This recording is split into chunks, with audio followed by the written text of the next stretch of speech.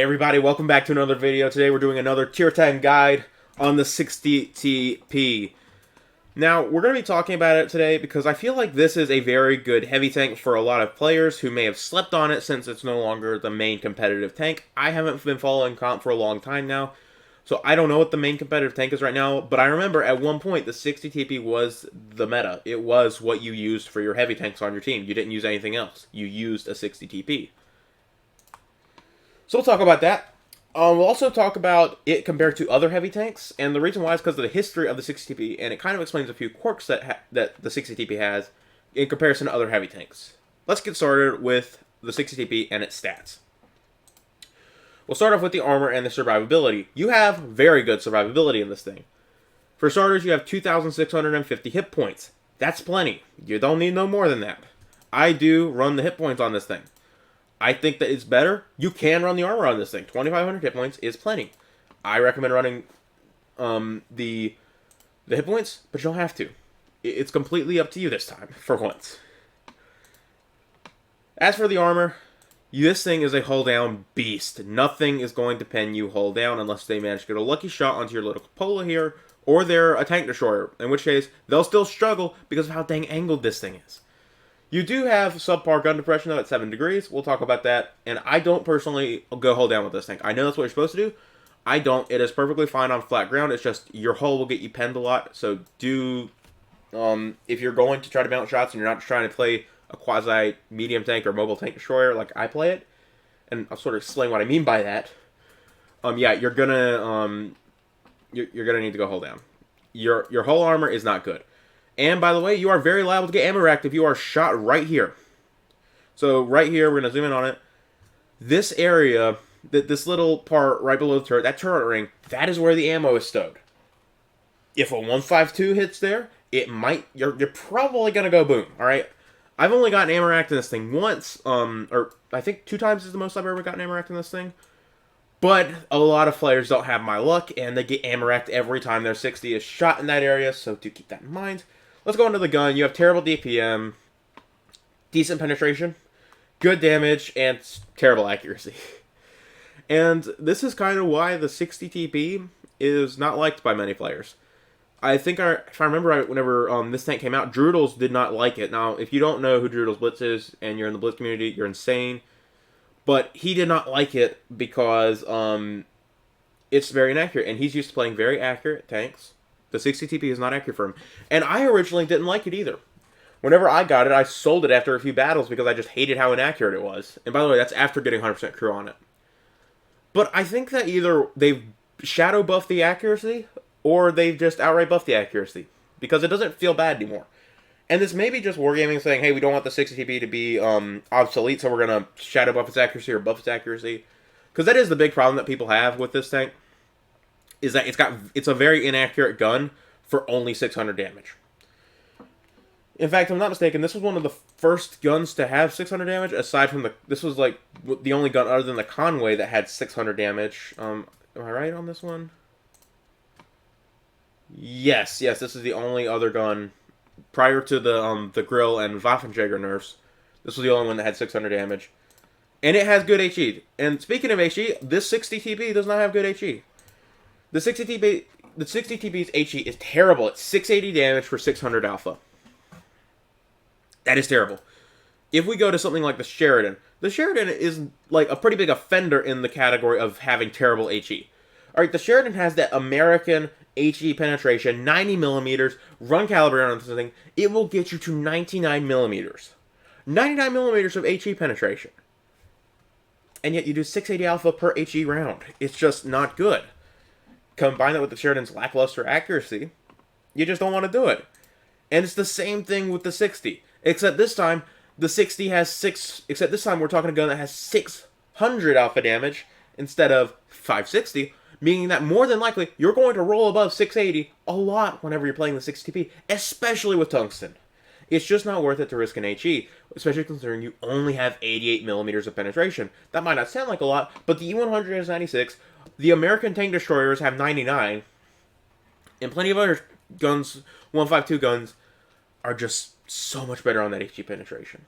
It is a shame, honestly, that the 60's HE is so bad, because I can imagine this thing being the most fun tank in the game, because it's not a bad tank if it had good HE. But speaking of which, let's I believe a remote just fell off my desk. That's what happened there, folks. We'll talk about the mobility now. Now, the mobility needs to sort of be explained. Even though it says that it reverses at 15, mine will actually reverse at 19. Almost 20 kilometers an hour, aka the best reverse speed you can get. It's not the fastest, but it's pretty good for a heavy tank. Now, top speed is 36 kilometers an hour. Reverse speed is 19. You may be wondering, hang on, how is that? It's because of what the provisions we are running. The 60 TP is one of the tanks that has improved gear oil. Originally, it was the only tank that had it, along with its fellow Polish heavy tanks. I believe that the 53 TP was where it starts, and the 50 TP had it, as well as the 60 TP. I could be wrong about that. But let's talk about this single provision right here. Plus 4 kilometers to the maximum forward speed, plus 4 kilometers to maximum reverse speed. The plus 4 kilometers to maximum forward speed is not really that important. It's not like you're going to be zipping across the map in a 60 TP. Oh, don't worry. It will still take you a terribly long time to get to where you're going 40 kilometers an hour. In fact, I don't think I've ever hit 40 kilometers an hour in a 60 TP despite running this. But I have hit 19 and 20 kilometers an hour in reverse in this thing, which is amazing. For those who don't know, reverse speed is very important in Blitz because typically you will poke around a corner, shoot, and then you need to back up. This is why a lot of tanks that have terrible reverse speed are pretty bad, actually, or at least at one point were considered bad. Take the E4, for instance. The E4 has always been a decent tank, but the reverse speed has always kind of held it back. 10 kilometers an hour is terrible. And especially back whenever the E3 was just better, almost no one played the E4. Now the E4 is broken, at least broken in my opinion. I think it's amazing, but here's the thing. This thing has a great reverse speed, and that's very, very important. Now let's talk about the consumables. So we'll start off, yes, you want your multi-purpose restoration pack. This thing is so useful. And then tungsten plus adrenaline is what I recommend. You don't usually get tracked in the 60, honestly. Most players will not track you. I don't know why they don't track you in the 60. I get tracked all the time in the Moz and the Yo. I get tracked all the time in Tier 8. I do not get tracked in the 60. It's pretty funny, actually. As for why you should run tungsten and adrenaline, it's because of something, and we'll talk about this whenever we get to the equipment more, but it's because you can get, if you run adrenaline and tungsten and you activate them at the same time, 3 tungsten rounds out. Now, tungsten rounds have a minimum roll of 630 damage for the 60 TP. You will usually roll around 670 to 690, actually, which is insane. 3 of those rounds will kill a T110E3. If you catch a T110E3 off guard and he's not ready for you, and you can push him against the wall or something, you can make sure all 3 of those shots pen. He is dead from full health. And there's nothing he could have done about it, except for bounce those rounds. If he doesn't bounce the rounds, guess what, buddy? He's dying. Now, a 60 TP with, now you think, okay, well, wouldn't a 60 TP with normal just do it? Well, no, because the 60 TP has 600 alpha, but 600 alpha is unreliable. By that I mean it usually rolls either severely below whatever its alpha is, or it usually rolls pretty much above what it is. Like of 600 alpha, it'll usually roll around 620, 630, or it'll roll like 570. And that is not reliable to kill a T110E3. 630 minimum damage is. Speaking of which, let's talk about the equipment. You're going to want to run calibrated, alright? I'm just going to go ahead and say it. You want to run calibrated with this thing because it is just... Rammer doesn't matter on this thing. Run calibrated. Because, let me tell you this. The 60 TP will struggle to pen anything with 330 millimeters of pen on its heat. It will struggle. You want as high heat penetration as you can get, because heat, although it's not the worst camo, it is pretty bad. Like the only thing worse is APCR. And I know that you might be thinking, okay, well, that only leaves 1 premium round for top tier AP, and you're right, AP is the best. AP is seriously the best. You may be wondering, okay, well, why wouldn't I run Rammer? Couldn't I get another tungsten round out? Well, the answer, to my knowledge, is no. I could be wrong about this. If you can get a 4th round out, I will start running gun Rammer. I will sacrifice my ability to slap any 100 in the face if I can do 4 tungsten rounds. Because that's enough to kill most things in the game. Except for, like, high hit point heavy tanks. So I couldn't kill an IS-60, I couldn't kill an IS-4. Probably not an IS-7, I'm pretty sure they have 2,600 hit points, stock. I couldn't kill a German super heavy, but I could kill an E5. Assuming that he's not running the hit points. I could kill a Chieftain Mark 6. I could kill a T95 E6. If you can get 4 rounds out. Now, I don't think you can, so we're going to switch that back to calibrated before I go into a battle with Rammer on. But let's talk about the other ones. You're going to want to run both aim time boosters. You really do. The reason is because they make you more accurate on the move, and a heavy tank, when moving into position, will sometimes need to take a pot shot at enemy, and it's just a lot better if that pot shot is more accurate. Especially when you consider that 6 TP is not even accurate if you run Refined Gun, so in my opinion, it's just not worth it. You're not going to hit anything very far away, whether you are running Vertical Stabilizer or Refined Gun, so just run Vertical Stabilizer. You could run Defense System. I think I'm going to switch it to Improved Modules, because you can ram a little better. Improved Assembly, because you want more hit points. You can run Enhanced Armor if you want. I don't recommend it. You can if you want to, though. And Toolbox, just 30% better module repair speed. This is basically... It's not that great. I don't even think it works right. It says automatic repair of suspension from a broken condition to a standard condition. I don't think it does that. I run this on a few tanks. It does not... I'm pretty sure it doesn't do that. That would be good, though, if you're running like an E5, though. But Toolbox... Well then, obviously, because the 60 TP is not going to sit in a bush, it's going to be scouting if it's going to be moving. I run Engine Accelerator just to get that top speed up. You can run Improved Control if you want. If light tanks scare you to death, run Improved Control. And lastly, high-end consumables, because we want 30% more duration to these bad boys. If you're just planning to run one or the other, though, like you're just planning to run Tungsten and then you're going to run a repair kit, you may want to do the one that... You may want to use Consumable Delivery System. I say use high-end consumables, especially if you want to do this combo. It's just 3 tungsten rounds. People underestimate how powerful that is.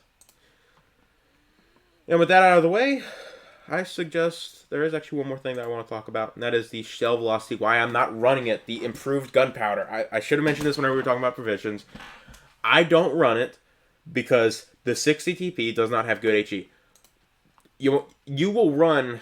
improved gunpowder if you are playing an you will run things that boost your shell velocity, like Supercharger, for instance, if you're playing an E100, because you want those HE shells to travel to their target as fast as they can, because you're going to be using high explosive a lot. In fact, whenever I get the E4, I'm probably going to be running Supercharger on it just to get those HE shells to my target as fast as possible. Thing is, the 60 TP does not use HE shells, making this pretty much pointless. Why would I want to sacrifice my mobility buffs for this? 30% shell velocity. That's nice. But it's not worth it, in my opinion, to get rid of improved gear oil or improved fuel. Some may say, okay, well, it is worth it to get rid of improved fuel for that. I don't think so. Maybe you can convince me in the comments. We'll see about that. Either way, for now, let's quickly go ahead and get into the replays. So, for the replays... We're going to start off with this Naval Frontier game. These games are a little old, by the way. I've been meaning to do this for a little while, so I'm going to have to try to remember what I did here. Okay, I was running Calibrated this game, so let's go and keep moving. Oh, I know. I think I know this game. Yeah. The team did not agree with me. Do we have 3 AFKs at the start there?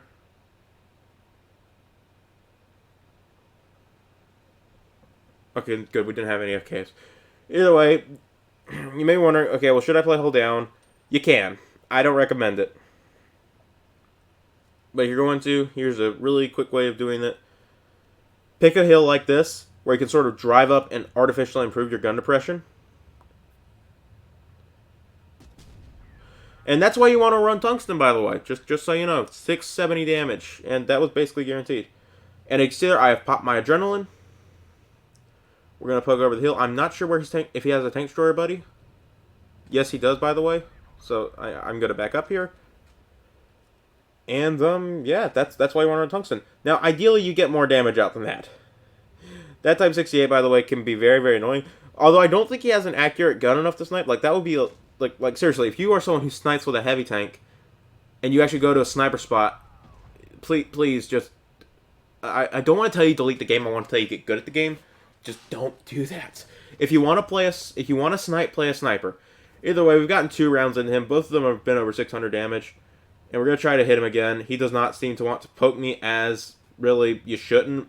Poking a 60 is a great way to lose possibly a third of your hit points. But we are going to take a quick look at that AMX. The reason why I did that, by the way, was 2 reasons. I didn't want him to shoot me. And the second reason was I wanted the Conqueror to push too far to where he could not back up. And then I could pop a shell on him. Unfortunately, can't do that, though, so we're just going to go and push around here, and we're going to get him one way or another. Let's see if we can hit that Type 68. Unfortunately, he is back to not being spotted, which is sad, but, you know what, let's see here. Can we go ahead and see here? So, yep, Type 68. And I put my, and by the way, just a little tip, put your if you're on PC, I'm not sure if you can do this on mobile, put your little white indicator over another tank, and you can see how it's angled. You can see everything about it. It's very, very useful. So we know we can shoot him. We know we can hit that lower plate. Unfortunately, we're going to blind fire. I don't think that penned. Yeah, it didn't pen. It didn't pen. Our damage would have gone up in the replay. I never thought... I wasn't sure if it penned in game, and I was kind of hoping that it did. It didn't. You know, we're going to go and push up here and assist our allies. A 60 TP is going to look down on them, and it's going to be great. Now, you could do some HE stuff right here with Tungsten if you wanted to. I don't recommend it. You could if you wanted to, though. We probably could have... We definitely could have HE penned that Conqueror. But I'd rather pop a Tungsten AP into him. 1900 damage, not bad. So we've only done like... Well, we have shot 4 times, so we've only hit 3. And we're not going to be able to pen it. We're not going to be able to get a shot onto him. The Type 68 approaches. And yeah, no. I'm really not good at 1v1ing, though. But we do get another Tungsten round into him. And that Conqueror is being annoying. The Type 68 kind of... I think he kind of knew what he was doing. It was very, very annoying, though. Type 68's annoying me because they've got a lot more armor than they have any right to have. Either way, I shoot that. Okay, that's not the one that ricocheted. I remember, this one frustrated me so much. Because it felt like every shot was ricocheting. And as you can see, we got a dead driver here. He's going to pen. And did I even scope in for this one? Nope. Oh, yeah, that hit his gun. I should have just splashed him, honestly. If you're in a situation where you're fighting someone who's got sub 100 health, splash them in the 60 with HE. It's the only reason why you bring it. And as you can see, we're finally going to follow that advice. Oh, no, never mind. We didn't follow. We just wasted an AP round. The M60 is splashable now. And that Hori, I believe, is full health, by the way, just for the record. And the 60 is very, very slow with a dead driver. Who'd have thought? Heavy tanks really are. It's very, very annoying if you are a heavy tank enjoyer. Yeah, Hori is on full health. We're going to quickly aim for him. Just see if he'll make the mistake of pulling out a little bit. Heal the dead driver and move.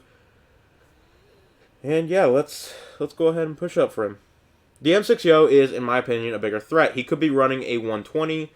And if he misses his first round... If a Hori misses his first round on me, I don't got to worry. He's going to be down for like 10 seconds. I don't got to worry. The Yo, if he's running a 120, can one-shot me. And not only that, he'll get a second round ready in just under 2 seconds. Meaning that I probably can't back out of the way. He's a bigger threat. Even though that Hori is going to be a bit annoying to kill as well. We sit here and we wait. See that Yo. Get my HE ready. Back up a little because I thought he spotted me. He didn't, but I thought he did. And now we're just gonna wait here. As you can see, we can see that Hori. He's now one shot. I kind of want to pull up and get him, but I'm not sure where that Yo is, and I don't want to get one shot by a Yo. That would be annoying. Especially considering I'm on 3,300 damage. I don't think I knew it at the time, though. The Minotaur is a one-shot. We're all one-shots. It's going to be a bit annoying. I thought that the Yo was going to flank me, by the way. Turns out he didn't. So that's why I was going ahead and backing up and getting ready to shoot him around that corner. Nope, instead he makes that fatal mistake. I guess you could make the argument for improved gunpowder right there. I'm going to back up. And he's saying capture the base. We didn't have enough time. I don't think that we could have capped the base Yeah, I said no time right there. I don't think we could have capped the base, even if both of us were on it. Anyway, that'd be an easy way for that Hori to show up, and if that Minotauro misses his shots, because he's got a very... If we miss our shots, that's unfortunate. I should have let that aim in a little more. I was really scared he would get away, and I would much rather just fire a shot that bounced off than not fire a shot at all. And sometimes that's how it is. There's a saying with snipers, a missed shot is better than no shot. A body shot is better than no shot at all. In other words, take a shot even if you're ready for it or not. We have one more, Mayan Ruins. This one should be a little bit more interesting. I think I know this one too. Again, guys, sorry, I haven't. These are a few days old. All right. But they do show how to play the 60 TP very well. So we're just gonna go and go heavy side with the 113. All right. Did I follow the 50 TP? No, I didn't. Okay. We're going to go heavy side with the 113. And I believe we're being followed by the Badger. I want to say is who's following us. No, the Badger didn't follow us. But we see that Fosh 155. And we are not going to let him win. So the 113 is currently side scraping. I'm not sure if you can do it in that tank. I don't own a 113. And I've never fought them enough. Either way, get a shot into the type. He does land a shot into me. SG-122 comes. He bounces his shot too. Unfortunate. But we're just going to back up from this Foch. We do not want to get hit with that 560 Alpha. We're going to keep reloading. And another thing is this. Don't be scared to back up into cover while you're reloading. We take a shot there. Pens. And we're pretty much just going to nuke these guys. I'm waiting for a moment so where I feel like I can get all 3 tungsten rounds out. I'm pretty sure I didn't get it. Either way. Shoot that type, and finally the SC-122 penning his shots, and the WZ looks like he's getting a little bit more mobile, but he still's not ready to pull out yet, so we're going to go ahead and wait for that Foch, and we can't, unfortunately, HE him. I think I could if I had just literally 2 more millimeters of penetration, by the way. Either way, WZ-113 ends the Foch's life. And now it's time to end the Type 71. We're going to wait. And we don't get the shot out, unfortunately. You know, we've already done a decent amount of damage, considering we've only fought 2 tanks. But now we've got to go on to help out our boys, because the Badger is dead. There's a heavy tank who's basically pinned. Hang on, let me see what heavy tank that is. I don't remember. 50 TP prototype is pinned between a mad Czech and an angry Brit. And, well, we wouldn't want our fellow Polish buddy to die, would we? E3 does manage to get a shot into us. That's annoying. But 715 to 2650 is a pretty good chunk of damage. But it's nothing I can't handle. Now, it's really hard to make the decision right here. Do we sit and wait for the 183? You might not want to sit and wait for the 183, especially if the T110 E3 is waiting on you. I don't think we're going to pen that. Nope, never mind, we did pen it. Either way, we push up here. Want to go after that TNH. He is a threat. Much bigger threat than the 183. The 183 is a one-shot, and he's on a reload. I'm not worried about him. That TNH can be a huge threat. Another thing is that E3 could be a huge threat. Either we're going to push down here. Tungsten plus... we pen a 730 damage round into him. How lovely. And we're fixing and finish him off. He just absolutely butchers that shot. And, well... there we go. Over 4,000 damage. Happy, happy. Now it's just a matter of pushing down for that 183 before dealing with that E3. And the Poles finish him off. Now, time to finish off the American.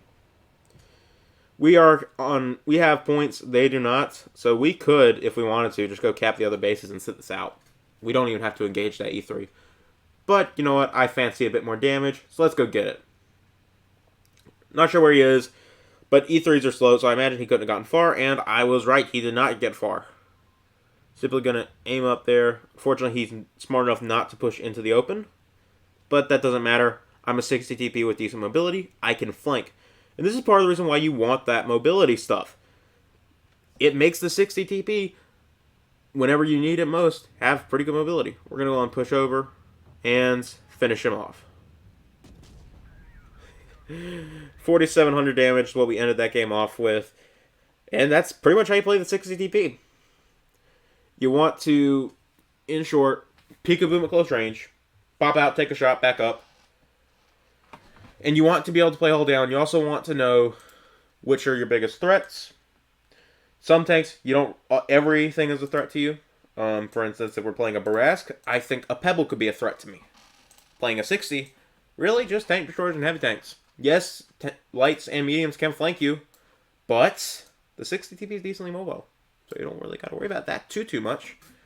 Either way, thank you guys for watching. If you liked, leave a like, subscribe. That's all for me today. If this guy was helpful, tell me, and guess what? We'll make more. And if you have any pointers for better loadouts or better playstyles, tell me as well. Either way, thank you guys for watching, and I'll see you guys in the next one. See ya!